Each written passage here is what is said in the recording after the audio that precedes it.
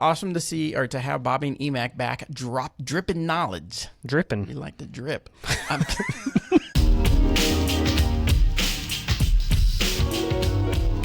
Hey everybody, welcome to this episode of the Disc Golf Answerman. I'm Bobby Cool, Daddy Slick Breeze, and I have with me Eric Chasing the Chains McCabe. What up? Been doing a little chasing the chains lately? Maybe a little. Maybe a little. Maybe a little, not a lot. Maybe a little. Of course, you're going to be chasing the chains tomorrow, right, with our office open. That's right. So we're doing a little bit of this week called the inaugural office open, a bunch of different events that we have going on, disc golf, logic box, kind of like an escape room type setup, some sort of puzzle, ping pong. What am I missing? There's something else? Disc golf? Disc golf. I think that was it. I think that was it. Those 4 or 5. So kind of a little office Olympics type setup. We get points and things like that. And tomorrow, Eric gets to play disc golf. So we figured he's probably the best. Singles, right? So it's like me and Kevin add our scores together, I believe.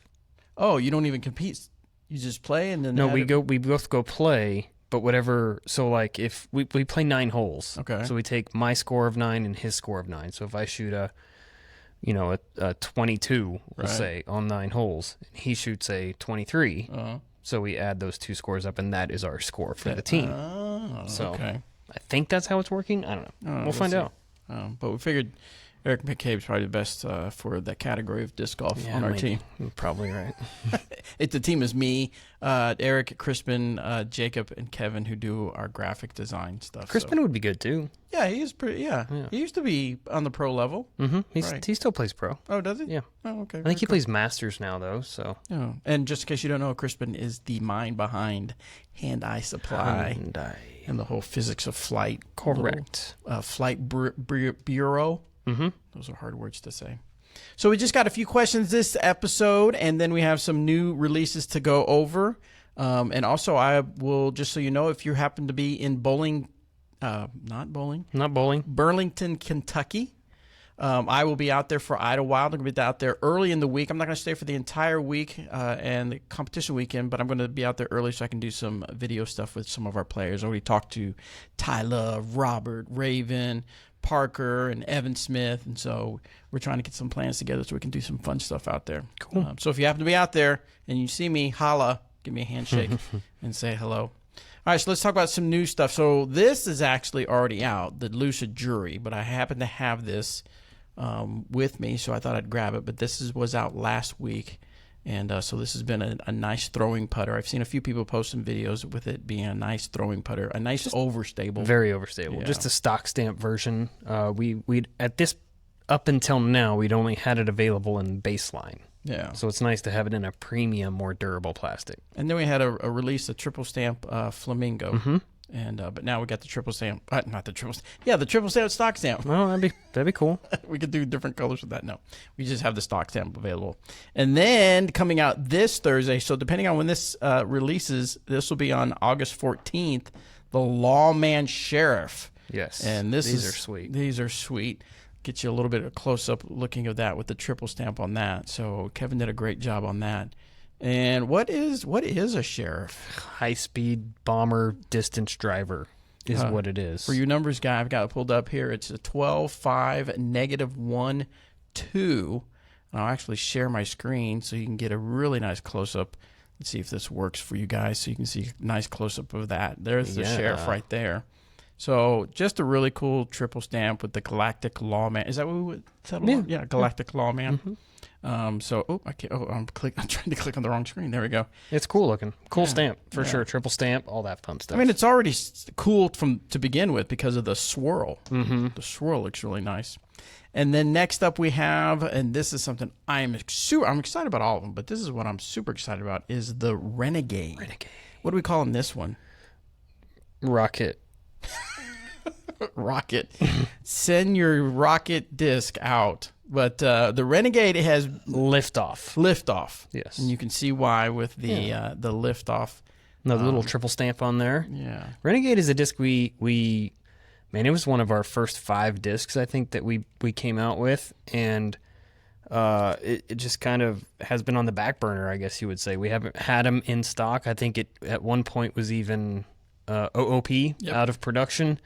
and we decided to bring her back for a special run. So you Renegade lovers out there, this thing is pretty sweet. Fuzion Swirly Plastic, good disc. And for your numbers, guys, 11, 5, negative 1.5, and then a 2.5. So I'm gonna grab one of these because I already have a Fuzion Renegade in my bag that's nice and beat in. So I want to see what a nice fresh one Brand new throws one like. would do. Yeah. Good idea. So right now my lineup for my drivers is going to be the Renegade, the Heist, and the Trespass. Because anything Three over solid discs. yeah, which is speed, yeah, two 12s? speeds 11. No, 11, 12. Oh yeah, they're both 12. Two 12s Yeah, and the 11. 12s and Yep. 11. And then when the treason comes out, I'll have my speed 10. And I think I'll be kind of set for like any sort of distance depending on the wind. Yeah, we can talk about the treason on the next episode. Treason. Okay. Yeah. So I'm also going to work on a video this week where me and Jackie went out and played with the treason, the heist, and the motive. And it's the 2025 new mold challenge between me and Jackie. It gets off by a pretty rough start. Yeah, a little bit. But we end up having a good time. So stay tuned to our YouTube channel for that. Right now, you can see on our YouTube channel, if you haven't already seen it, Bennett, who is the MJ18 2025 world champion, is playing Alexis Chaparro. And he is he's sponsored and everything, but he plays pretty often, doesn't he? Oh yeah, quite often. He plays a lot of events. He's one of the better locals in town. He was on my original ESU team. Okay. The original year, the first year he was on that team. Very good player. He's always in contention at all the local stuff. Yeah. So I had been talking to different people here and found out that Bennett likes to do video work. So I said, hey guys, let me give you some Trilogy Challenge discs. Yeah. And see what you can do with a Do video. it. Go. And so Get out of here. Run along. Get out of my face. No, they got the disc. They went out to Peter Pan and filmed a 9-hole little challenge and edited together. I kind of spruced it up a little bit with some different edits, but you guys can go watch that. And I think they did well enough. We're going to see maybe a little bit more of them on the channel. I like that. So good stuff.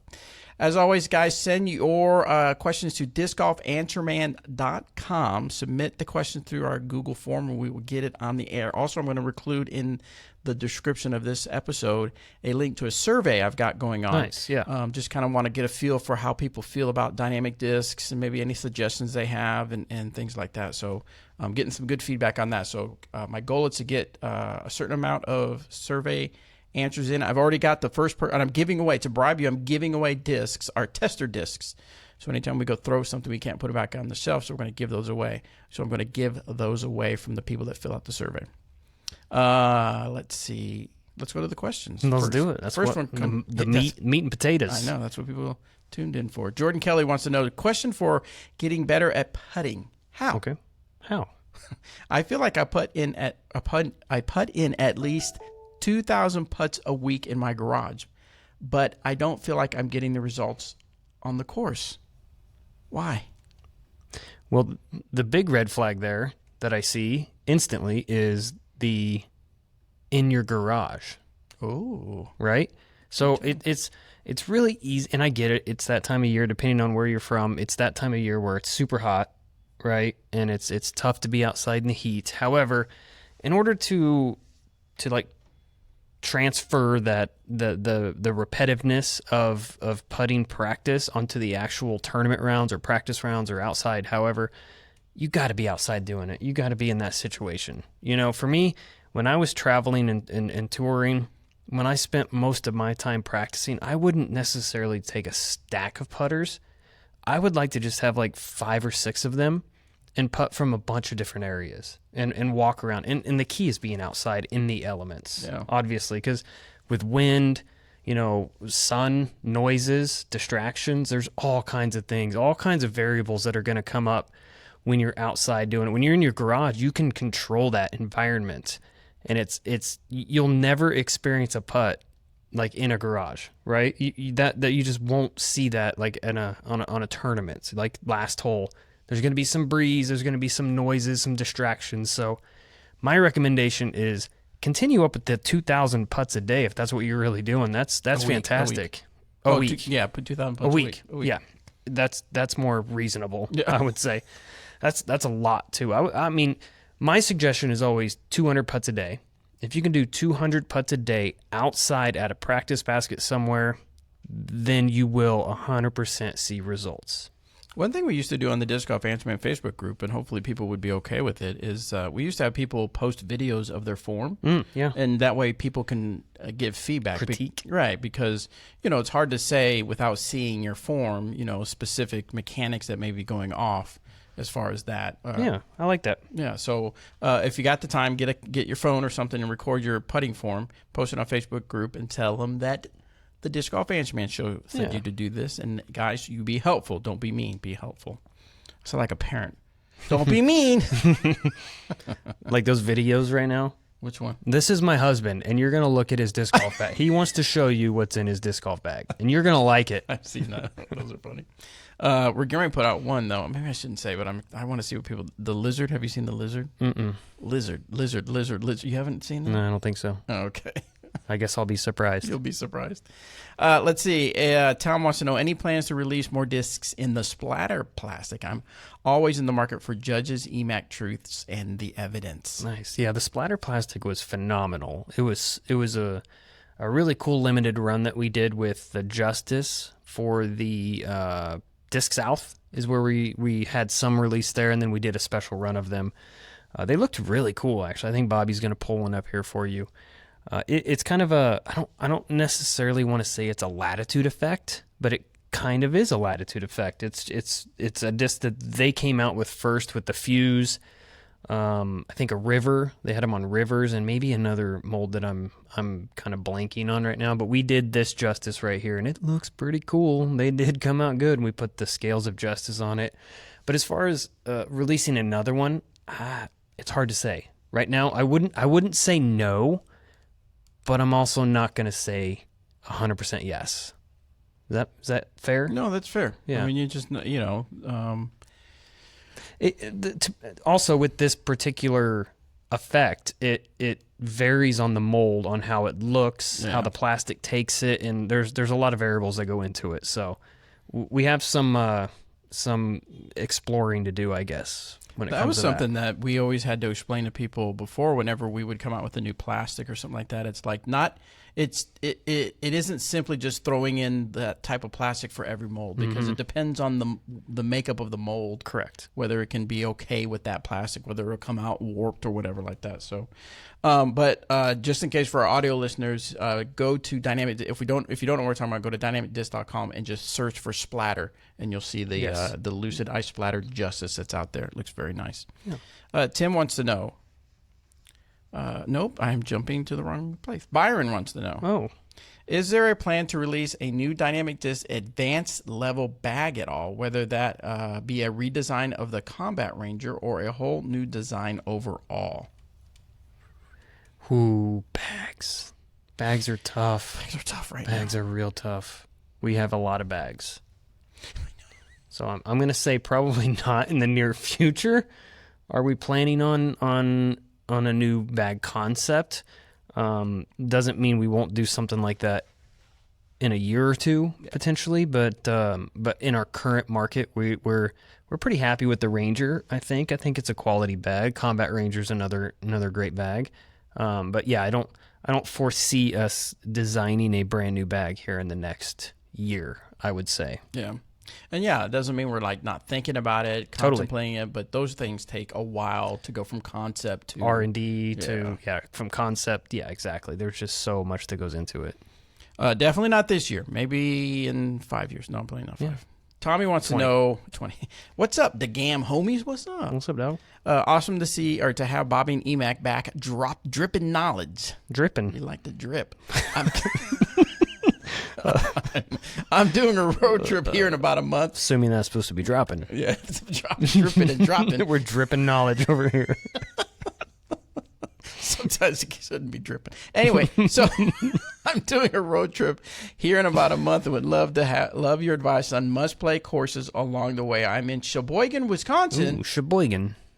That's where my wife's family, some of her family From is at. Sheboygan? In that area, yeah. Nice. Yeah. Barry Schultz. Yeah. In fact, I can't remember. We're trying to plan a trip to go to visit my family and then go to her family. Anyway, and we'll be driving through the up all the UP, the up all the way down the to down to Upper Peninsula. Down to the Detroit area for D-Glow. Thanks in Cool. advance. So Nice. what do you got for him as far as courses? I've got 2 courses that come to mind instantly for your trip. And I'm going to be biased because they're both my courses. So here we go. The first one is going to be in Gladstone, Michigan, which is in the UP, the Upper Peninsula of Michigan.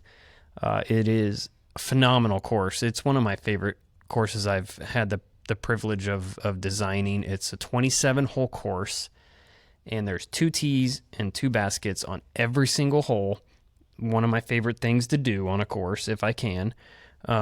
But the best part about this course is it's legit like 9 holes of tight woods, 9 holes of little more open style woods, and then like 9 holes of ski hill. Oh. So there's a wide open ski hill. So the last 9, or I think it's actually like the last 6, but you just first hole, boom, big bomber down the hill. You know, obviously you have to make your way back up that hill at the end, but you can choose to play those holes if you want. But yeah, Gladstone, Michigan, just outside Escanaba, fantastic property. Highly, highly recommend it. North Bluff Disc Golf Course is what that one's called. The other one, I think you'll drive through there it's north of Detroit, so you should be coming somewhere through that area. It's Alma, Michigan, a course called the Runway, and it is a old runway. It's an old airport from years and years and years ago. Like we're talking, years ago, like not yesterday. Yeah. But there's an old runway down the middle, is a grass runway, and it's now got trees growing everywhere, and it's just a fun little park. Another one that has 2 tees and 2 baskets on every single hole. I designed that one a few years back and was able to make it back out and play it, which was fun. So those are my 2. Those are my 2 recommendations in Michigan. There you go. Where did I go that there was a ski resort? You went somewhere that It was a me, ski Oakley, resort. Melton. Was I there? I can't remember if you were there or not. It would make sense if you were there, but Was it Minnesota? Highland? maybe that what it was. The Majestic? Have you ever been to the Majestic? Maybe that's what it was. Yeah, Highland Hill. It could have been Maybe. Highland. Yeah. I did video stuff out there. I just remember the lot of the holes being on a hill, and there was the thing that takes you up the hill to ski. The Ski lift? Yes, ski lift. What an appropriate name. Wow. Joshua, my boy Joshua, what are your thoughts on why custom disc stamp production times have increased almost double, triple? It seems that they have gotten really long. Is it just the market or is it staffing? Most manufacturers are 5 to 8 weeks, where it has was 2 to 3 to get your stamped discs for your events. So excited, DeGam is back. Woo woo. Woo woo. I think a combination of things, and I think you listed a lot of them. I don't know if staffing is necessarily it, but the growth of the sport, more people running events. Look how many tournaments are going on every single weekend, So I think that is going to play a key factor in that. Events, mainly, right? I mean, you think about how many events are on any given weekend, right? A couple hundred even on almost any given weekend. So not a couple hundred, but you know what I'm saying. There's a bunch of events going on. But yeah, I think that's a big part of it. And I don't know that I've personally noticed our art department. It seems like anytime I go talk to our custom department and try to get some cool stuff made, like the liftoff or the sheriff or something like that, it feels like they get it done pretty quick on my end, because it's not like they're trying to put it in front of other things. They put it in when I place these orders, so I don't feel like it's too crazy of a time that I have to wait. But 5 to 6 weeks is a long time. But I think that's just the nature of the beast, and being prepared, right, for your event and making sure you have all your ducks in a row. And it's tough. Yeah. Brian Adam wants to know what to do in the summer of '69. The summer of '69. That is Brian Adams. I don't think he. I get to spell do it that. that way. Yes. No. How does Brian Adams spell it? The singer. BRY. Oh, wrong spelling. But I get to do that as a person named Bobby Brown. That's true. I can pick on Brian Adams. That's true. You can pick on Brian Adams. So Brian, now we need is a Michael. Do we ever have a Michael? Who was it? Michael Scott. No, it was the Michael Bolton. Oh, yeah. I think at one time we had Michael Bolton. Are you just thinking of Office Space? Maybe that's where what I'm he's thinking like, of too. you can just call me Mike. All right, with the Brian wants to know, with the World Championships being such a successful event over in Finland, America has some big shoes to fill. Do you think that the crew in Michigan can replicate the success, or are they going to fall on their face? So first of all, let's talk about that. Flat on their face. I know. Did you watch some of the coverage, right? Mm-hmm. And Quite what did a you bit. think of the Pro Worlds? Blown away. Yeah, it was cool. By the amount of spectators that were there.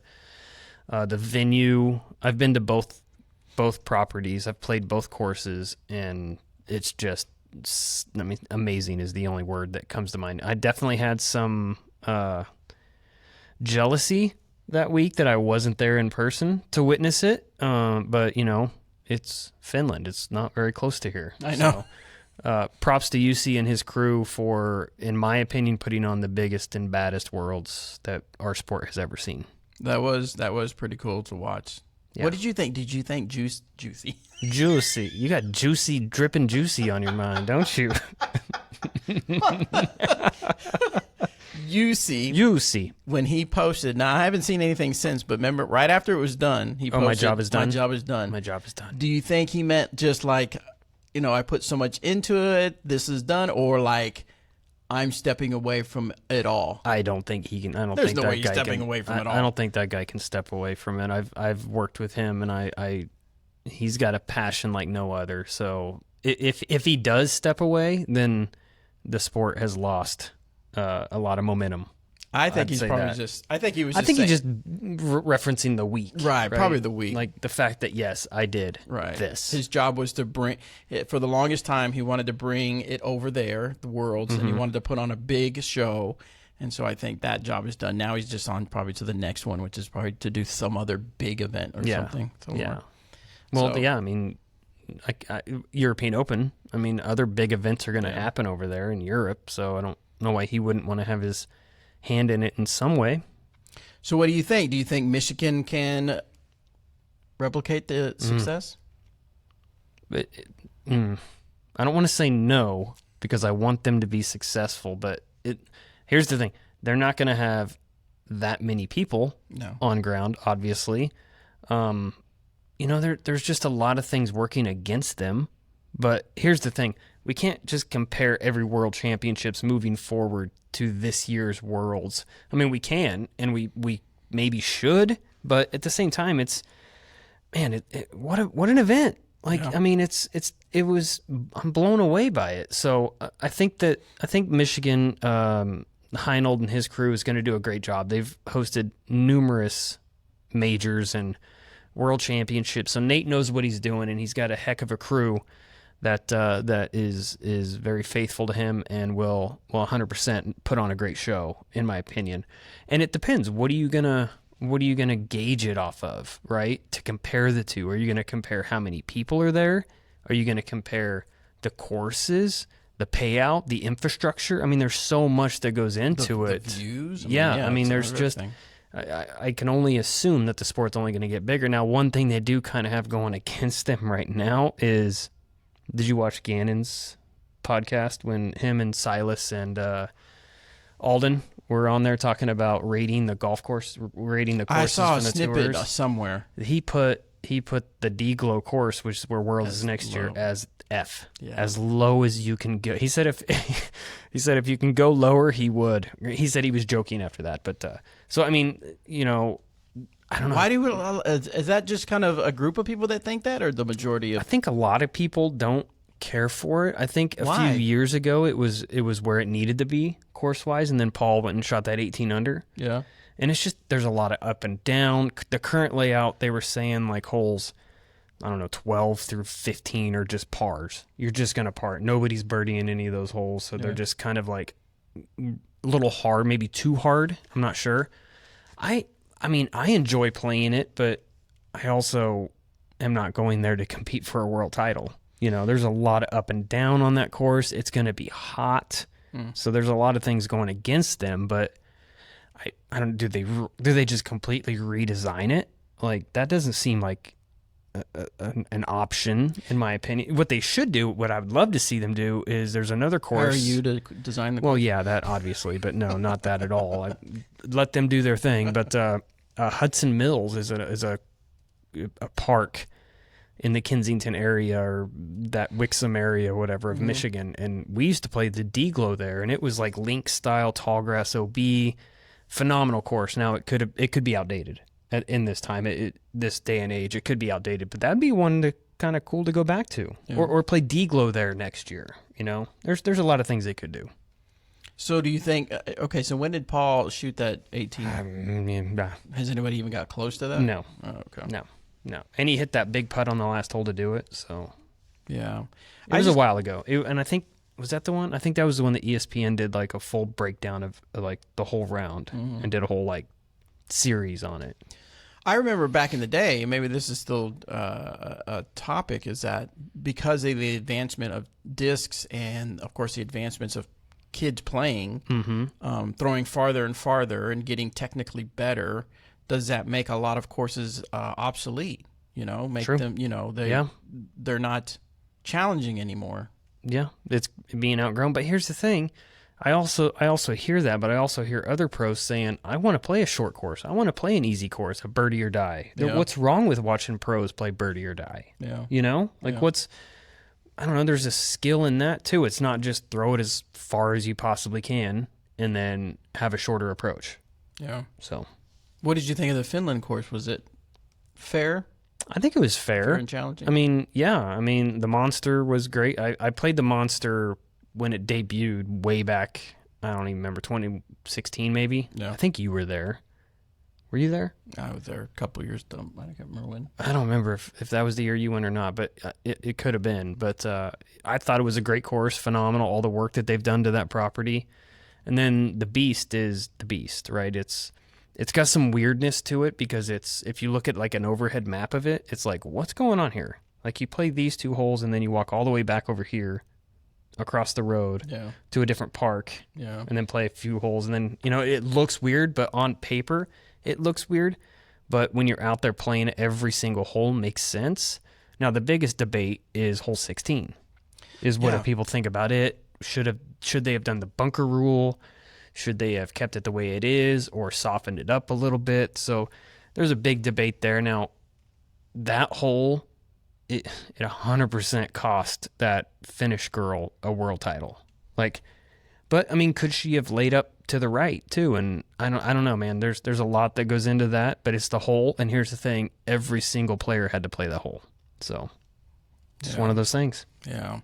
Which hole did Missy have? Same hole. That hole right there? Yeah. She took a 14 on her first round. That shot her out of this, and she finished in 8th place. So what do you think? Well, yeah. Well, I mean, Missy Kane is good. Yeah.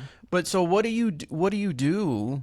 What do you think's going through a pro's mind on day one when you're like jazzed, you're like ready to go, and you shoot a 14, and you're automatically right. You're out. Oh yeah, you're done. There's no coming back to that. Yeah. I think she was close to last place, like in that pool. Is it just basically you got to fight the climb to get as high as possible? Yeah. At that point, you just got to, go aggressive, right? And just play as aggressive as you can to try to move up that leaderboard. Now, I mean, it would be such a phenomenal comeback if she were to win because, I mean, who's to say she couldn't have? Because look at, what's her name? Ida? Is that how you pronounce it? Do you remember? The girl that got 2nd place, we'll say that. Yeah. She took a 12 or a 13 or something like that and still had the lead the 4th round. So, like, almost took as big of a number, but was still in contention. Yeah. So you just have to play your game, maybe be a little more aggressive, but not too much because you never know who else might have. Totally. And so many players in that last round just kind of like almost gave it away. Yeah. You know?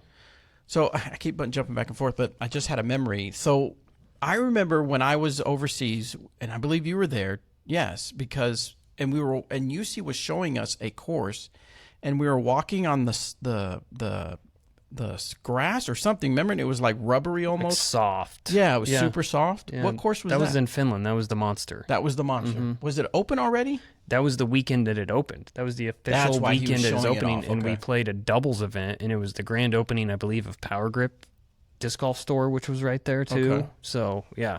I just remember walking, and it was like weird to have it felt like the entire earth was like moving. Yeah. They put so much time, effort, and euros. He was pretty proud of it. I remember him showing off. So. As he should have been. Yeah, it's a great course. So, let's see. That was the last question we had for the day.